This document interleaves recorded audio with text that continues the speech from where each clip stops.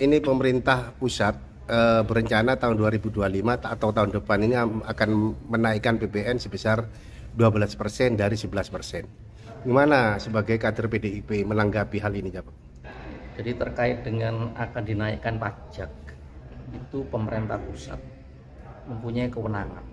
Tapi kewenangan ini jangan digunakan sewenang-wenang. Karena untuk membuat kebijakan-kebijakan baru itu harus ada kajian lebih dahulu atau survei lebih dahulu, baik ke masyarakat atau ke perusahaan-perusahaan yang akan terdampak dengan pajak tersebut. Jadi harusnya lebih memaksimalkan dan menutup kebocoran-kebocoran dengan sistem perpajakan yang baru.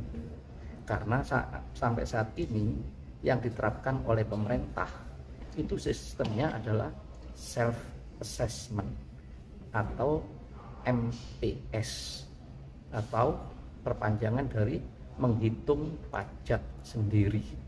Kalau sistemnya self assessment itu patut kita curigai karena sistem itu adalah sistem kolusi atau kolutif. Sistem tersebut bagaimana mereka bisa menghitung pajak sendiri oleh perusahaan atau mereka yang terkena pajak itu harus diperbaharui dengan sistem yang baru. Kira-kira sistem apa yang ideal untuk mengurangi korupsi ini? Nah, sistemnya dirubah yaitu dengan sistem online, sistem IT menurut perkembangan zaman saat ini dan melibatkan warga masyarakat luas agar titipan-titipan pajak dari warga masyarakat tadi itu disampaikan ke pemerintah, baik pemerintah pusat maupun pemerintah daerah itu dengan sebenarnya, bukan berdasarkan perkiraan yang dimonitor oleh petugas-petugas pajak sendiri.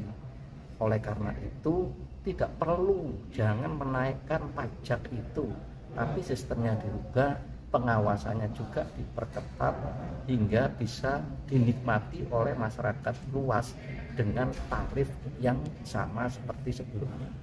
Jabat, kan di warga masyarakat marak penolakan ini sesuai dengan yang disampaikan Jabat. Kira-kira kalau ini dipaksakan tahun depan dinaikkan, dampaknya terhadap masyarakat apa? Ya, dampaknya tentu warga masyarakat juga akan menaikkan harga-harga itu.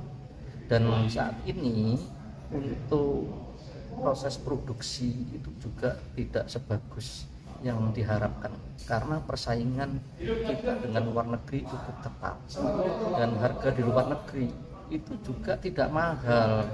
Oleh karena itu bagaimana dengan tarif pajak yang sama itu bisa memperoleh hasil maksimal. Kalau ini tetap dipaksakan maka dampaknya juga bisa akan menurunkan pendapatan pajak itu sendiri. Memang perhitungan di atas kertas itu bisa naik dengan sistem itu, tapi harus juga dilihat bagaimana nanti partisipasi masyarakat untuk membayar pajak tersebut. Kalau partisipasinya menurun, bahkan juga penjualan menurun, itu juga maka akan terdampak perekonomian tidak malah bagus di tahun 2025.